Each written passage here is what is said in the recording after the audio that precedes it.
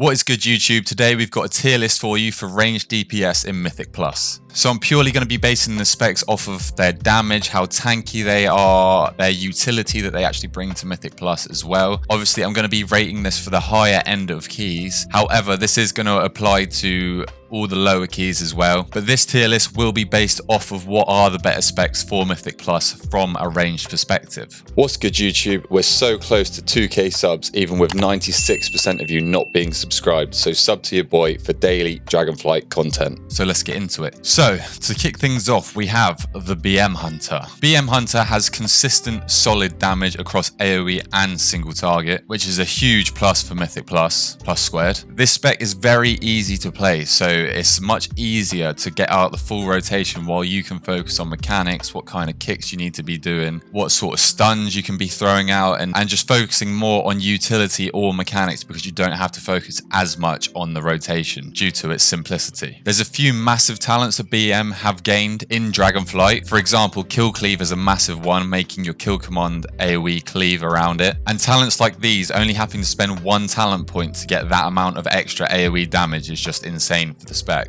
This allows BM to also funnel into single target talents as well, making it consistent and great damage for single target as well. For instance, you can put 40% damage on your barb shot, which barb shot is already one of your top 5 overall DPS at the end of each key. And that's from what I've played without the improved barb shot. So I can't imagine what it's like with the extra 40%. That is going to be some huge single target damage for sure. BM and Hunter in general has solid utility overall. It's nothing to write home about. However, as BM, you do have a single target stun, which is useful. Obviously, you could whack that on a focus macro and stun anything if none of your group's kicks are up. You also have binding shot, which is huge for tanks. If the tank ever needs to kite, then just whack down a binding shot and your tank will have around 8 seconds of freedom to regain their defensives or healing or anything they need like that. You obviously have the traps as well, tar trap and freezing trap. You do have to talent into these now, but they are solid utility as well. An extra interrupt you can use the freezing trap for, and again another slow to help your tank out or your group out with the tar trap. A unique piece of utility the Hunter has as well is misdirection, one of 2 classes in the game that can redirect all threat to tanks. However, for BM this doesn't work too well as the damage comes from your pet and not actually yourself that much. So not all of your damage will be redirected to the tank. As per, Hunters have always struggled with being tanky. They've gained a few more defensives in Dragonflight, for example, Fortitude of the Bear giving you 20% extra health. However, they still are on the lacking end. They definitely improved. They kept the Feigned Death Conduit like we have in the pre-patch at the moment. That is just an extra defensive that brings the Hunter class in general up to a more tanky level. So for all those reasons, I'm going to stick BM in the A tier.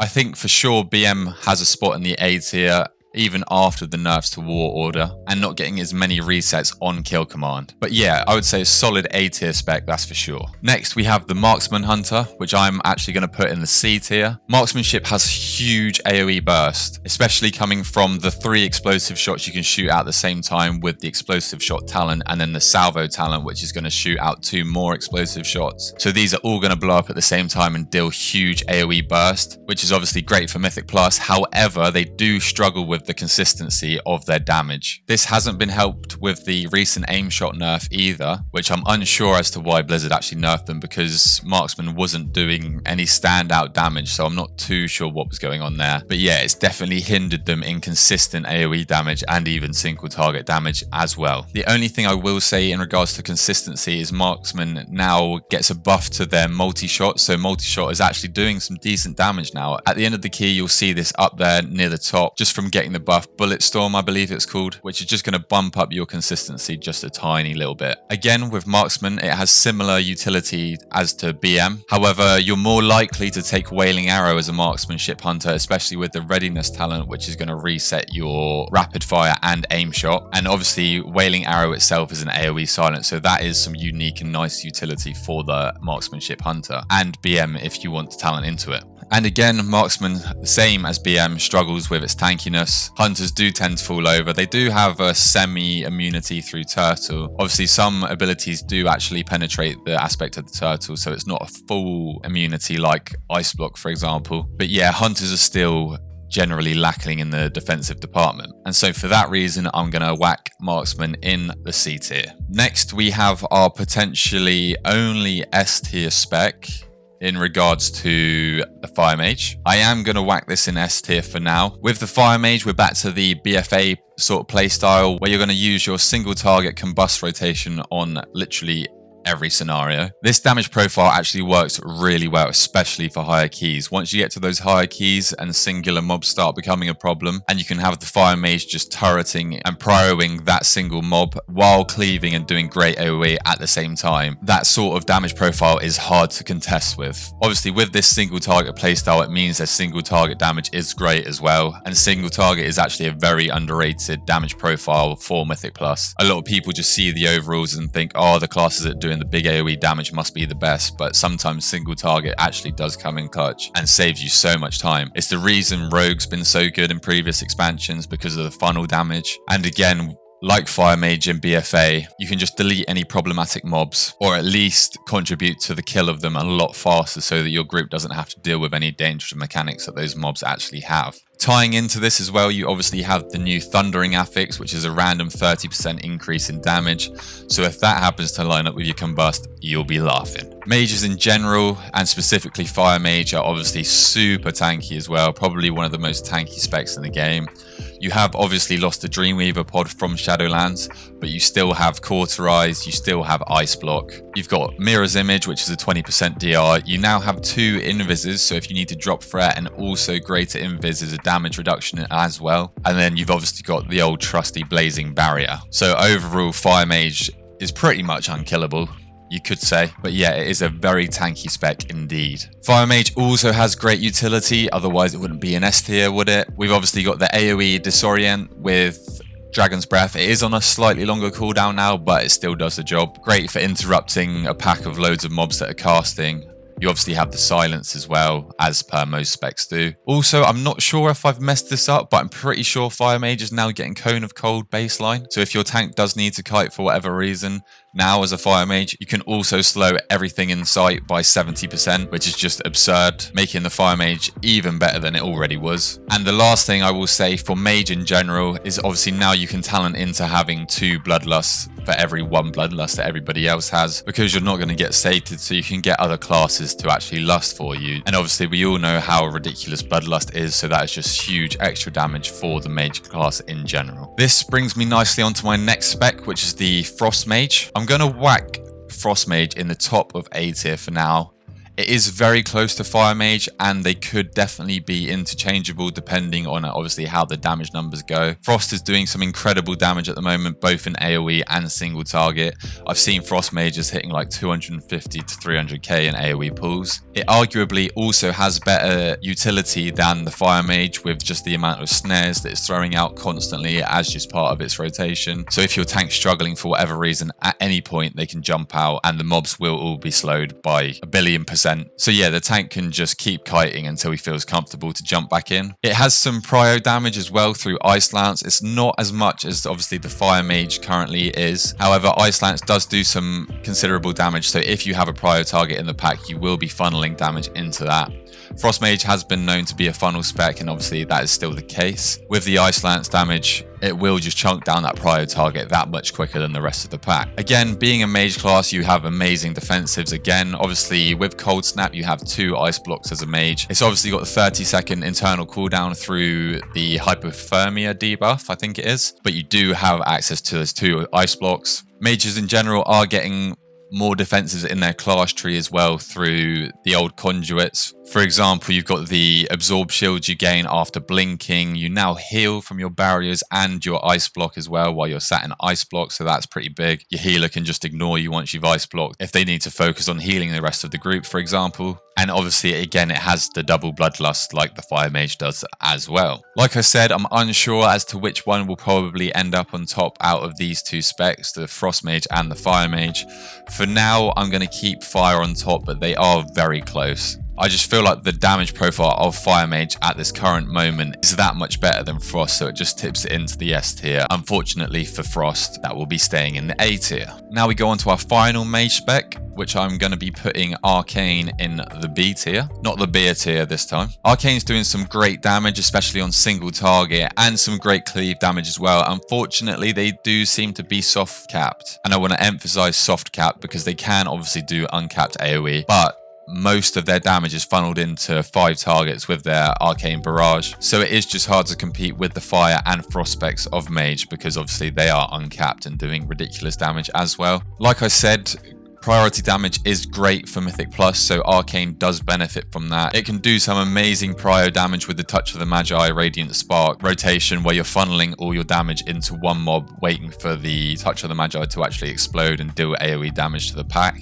But unfortunately, it just doesn't seem to be as good as Fire or Frost at the moment. Obviously, being a mage is still going to get a good ranking because mages have always and will always be great for Mythic Plus, just from their abilities and toolkit. It obviously has pretty much the same defensives and utility that Fire and Frost bring, which I've already mentioned, through the ice blocks and barrier absorbs and blink absorbs. But yeah, for Arcane, it is just that damage profile that is unfortunately holding it back from the other 2 specs. But it's still definitely a solid choice. Next on our list, we have the Balance Druid. For Balance Druid, I am going to whack this one in the A tier. I'm going to put it slightly above BM, but below Frost Mage, that's for sure. Balance now has great AoE damage with obviously the stackable Starfalls, the mushrooms, shooting stars. It has obviously been subject to nerfs from the get-go of the beta, so the damage isn't quite what it once was, but it still definitely dishes out some great AoE damage. It does lack in the single target department, I won't lie. And obviously down the left side of the tree, you'll get some more single target damage buffs from the talents, but you may have to sacrifice some AoE talents for that. In my opinion, like normal with the Balanced Druid, they will be better performers in higher keys, just to how the damage profile sort of works. There's a lot of ramping with the Balanced Druid, but it's consistent and strong AoE damage. Obviously with the stackable Starfalls, you're never really going to lose damage. You're just going to build up and stay at that consistent damage, whereas other specs might be big burst and then fall back down to where you are. So the longer that mobs live on higher keys, the better for the Balanced Druid. Boomy probably has the best utility in the game. Obviously the only class in the game to bring something of the likes of Treants or Treants. Still not sure how you say that. I do need to learn. But if you have a really scary pack for the tank, or the tank dies, for example, you can whack down the Treants and your group or tank will be safe for however long the trees actually live for. You also have Typhoon, which is obviously a knockback and slow, which again is going to help out your tank. Then you have Ursul's Vortex, which again is going to help out your tank. Are you noticing a trend here? Because I am. So yeah, Balanced Druids just kind of seem to be a tank savior sort of spec, along with the great damage they do put out. They also have a Soothe as well, which is pretty unique. Not too many classes have Soothes, so that is another plus that they bring. And then also, it is niche, but Balance obviously also has the AoE interrupt. So if you're stacking a load of mobs on top of each other and you just whack down the solar beam, you're going to be interrupting those mobs for the next 8 seconds, which in some situations is just absolutely broken, but obviously it is on that longer cooldown. So if you need a kick that's much more reliable and shorter, then it's not amazing. However, you can now actually talent into Skull Bash if you do need to, but obviously that is global locked because you need to swap into Bear or Cat form for that. And just to top things off with the Balanced Druid, it's making me want to debate if I want to put it even higher, but nothing's really changed here. But obviously Moonkin is just insanely tanky. You have a really short cooldown on Bark Skin, which is a 20% DR. So you can use that pretty much on every pack if you need to. Definitely don't be scared to press that. Just press it if you feel like you need to, because it will be back before you know it. You obviously have the Moonkin armor, which is just going to protect you so much more from physical damage than a lot of other specs. And if that's not enough, then you just obviously drop into Bear form. You get the health increase, you get the armor increase, and you are literally unkillable. So yeah, it's impressive if you do die on a Balanced Druid, but it can be done. Your boy's done it many a time. But obviously, yeah, they are insanely tanky, warranting them the place in A tier. Next, we have another A tier spec. We're going to whack Affliction, again even higher than Balance, in the A tier. Affliction is actually doing some ridiculous damage, especially in AoE. Dark Glare is actually now doing some big damage for you, especially with the Grim Reach talent, just adding to the already great AoE that Affliction Warlocks had previously. They definitely did need that because Dark Flare Dark Glare felt like a bit of a non-cooldown, but now they have made it so it's actually impactful. You now have Vile Taint applying 8 agonies to targets that Vile Taint hits, which is amazing for Affliction because it just helps with that ramp that they've always struggled with, just getting the dots out that much faster. Applying 8 instantly, which can now also stack even higher, is exactly what the class needed. So now it's a real contender for Mythic Plus because you're not having to wait for those dots to tick and then eventually stack up and ramp up. It also has decent single target damage. You can talent into a more single target build, obviously, as the case with most specs. However, you probably will be sacrificing more AoE damage to get that single target damage, so I don't know if it's too worth, but it still does some good single target damage, that's for sure. Warlock also, I feel like, is slept on for utility. You obviously bring the Health Stones, you've got a Battle Res in the way of Soul Stone, you've got the AoE stun of Shadow Fury, or is it Dark Fury?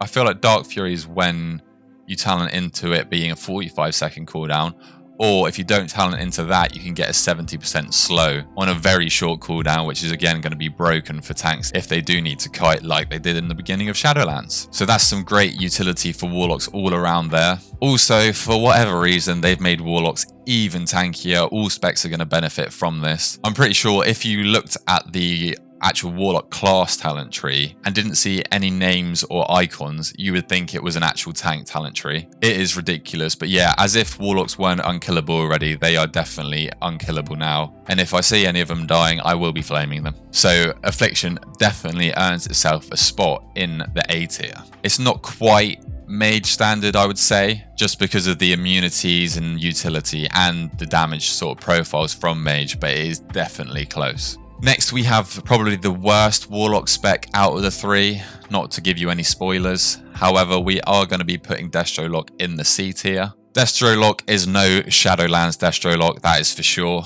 It still does some okay damage, especially after its recent buffs. It's gotten a lot better, but it definitely needed those buffs, that's for certain. But yeah, like I said, it's nothing like what we've been used to in this previous expansion. Part of the reason for this is because you now have to decide between Reign of Chaos and Wilfrid's as a talent choice node. So that just kills the synergy that they had in Shadowlands with those two talents and legendaries working together. Again, you have to decide between Inferno, which is the Soul Shard gen from Reign of Fire, and Cataclysm.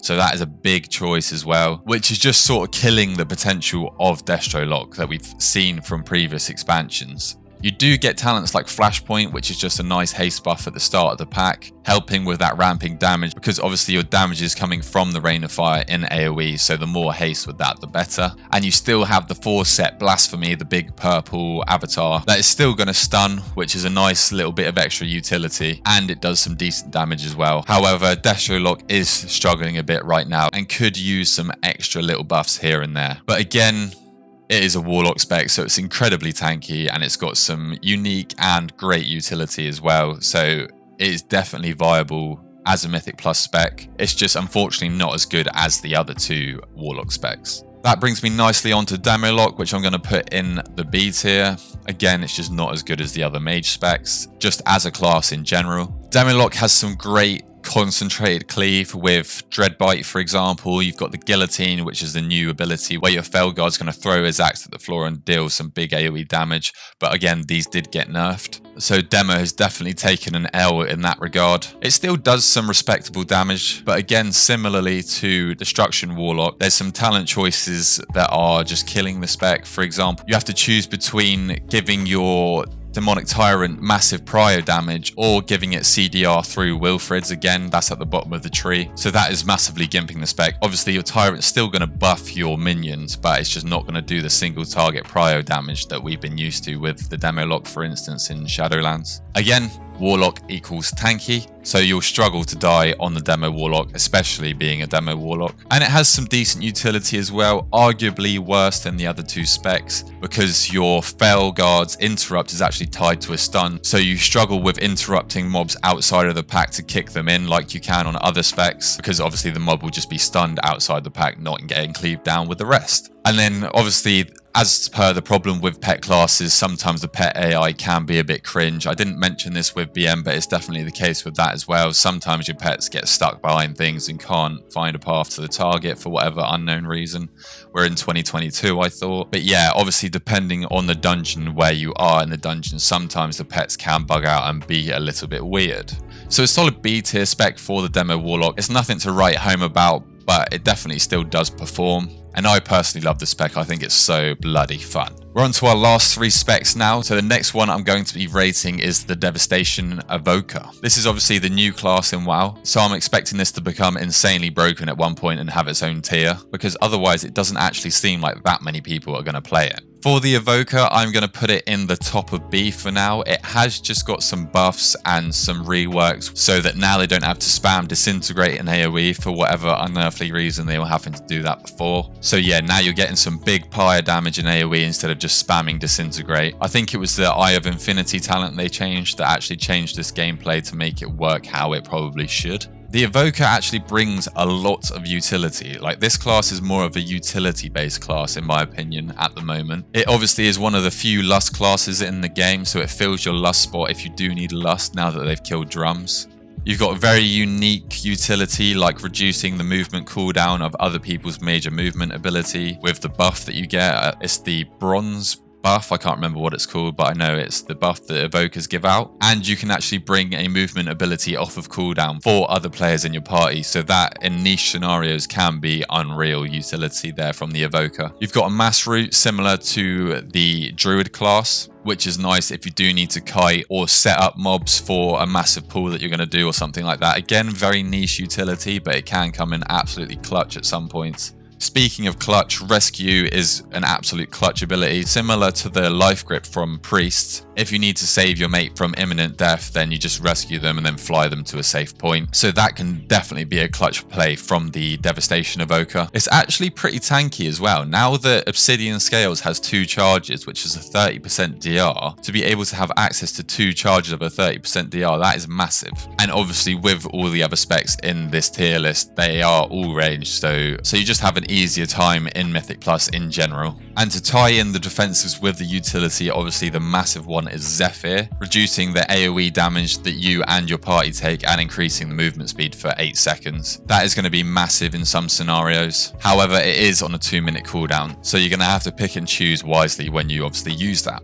The only thing I'm a bit skeptical with the Evoker is having to obviously stand and charge up your abilities. Sometimes you might completely mess up, like your Fire Breath, for example, if you start to channel it and then a mechanic gets put on the ground on you. For example, on Croft, the second boss in Algathar's Academy, you do not have time to sit and finish the channel or the charge up of your cast before the ability actually hits the ground and one-shots you, so you might end up losing a lot of damage just from the mechanics in Mythic Plus. But obviously, yeah, we will have to see how this plays out and if it actually affects the class or not. But yeah, Evoker is definitely a solid B tier. I'd be tempted to even put it in A tier, but for now I'm going to play it safe and put it in the top of B tier. But it definitely has room to move up, and due to it being the new class, I could see Blizzard making it absolutely broken, and potentially I would need to put it up into S tier eventually.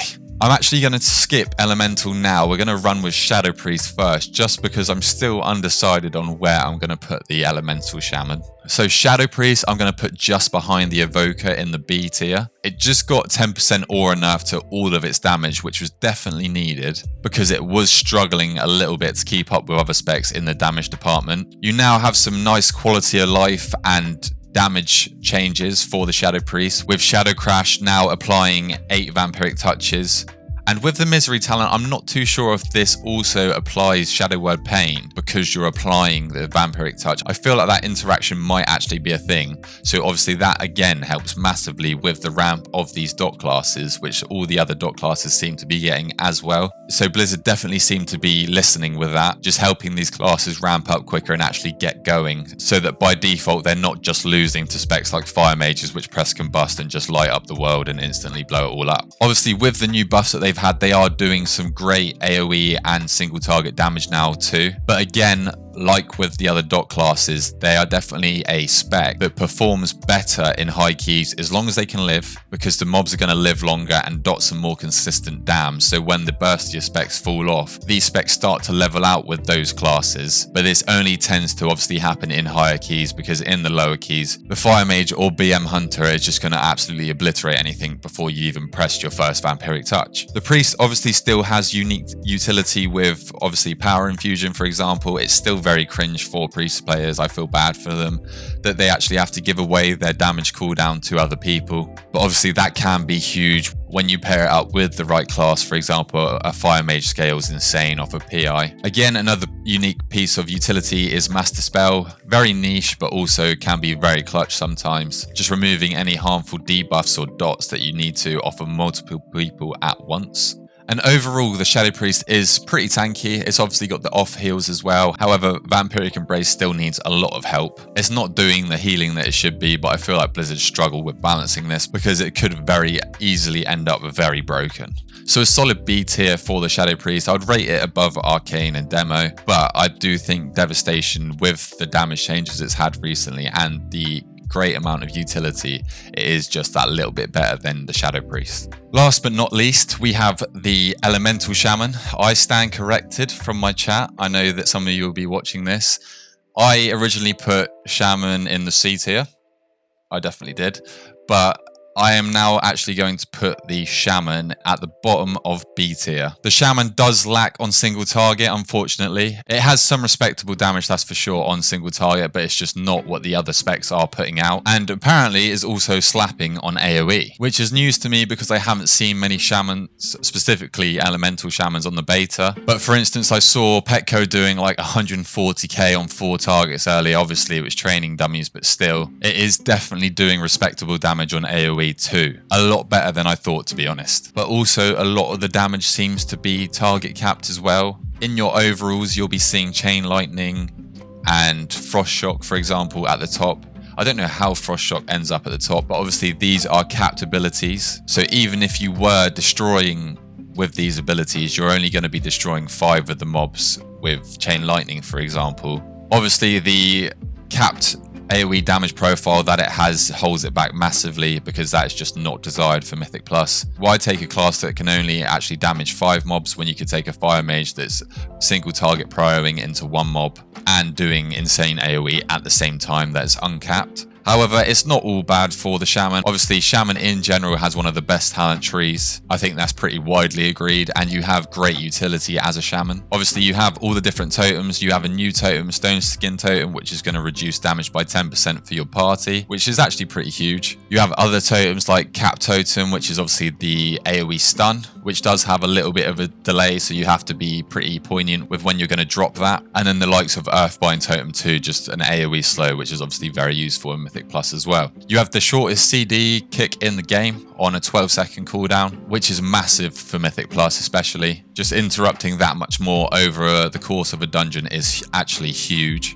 And you can also talent into Earth Elemental now as well, which is similar to the Druid's trees, which is just going to relieve your tank if he needs it, or if your tank dies again, then you can just drop that and your group will be safe until you either CR the tank again or the tank runs back. Shamans in general are definitely more tanky than before. Obviously, I've mentioned Stone Skin Totem, which isn't just making them more tanky, it's making the group more tanky. You now have the amplifier talents for Astral Shift, for example Plains Traveler, which is going to reduce the cooldown and increase the duration at the same time, or you can just flat increase the DR that it gives you with the other talent in that choice node. And then obviously you still have the likes of Spirit Wolf as well, which is a bit of a more tricky defensive to use, because obviously you have to pre-Ghost Wolf so that the DR can actually stack up. But it is another 20% DR, which is actually pretty undervalued. So yeah, this is my current rankings for all the ranged DPS specs in Dragonflight for Mythic Plus. Obviously that's what I'm playing the majority of the time, so that is where my experience comes from. And once again, I do just want to mention that obviously all these rankings are massively subject to change. We still have the best part of a month until the actual release. I don't think there will be that many changes. However, there obviously will still be some changes, so a lot of these specs can be jumbled about. Hopefully Elemental and the C tier specs get a bit of love and maybe brings Fire Mage down a tiny bit, but obviously there is always going to be that best spec for Mythic Plus. I do also want to mention that you will be able to clear all of the content with any of these specs. But yeah, if you enjoyed this video, please feel free to drop a like, drop a sub to your boy, leave a comment on if you think I got anything wrong, or any improvements or feedback that you feel can make these classes that much better and bump them up a few tiers or down a few tiers. Just drop that in the comments below. We will have a melee tier list video for Mythic Plus coming out in the coming days, so stay tuned for that. And until next time, appreciate you watching and peace.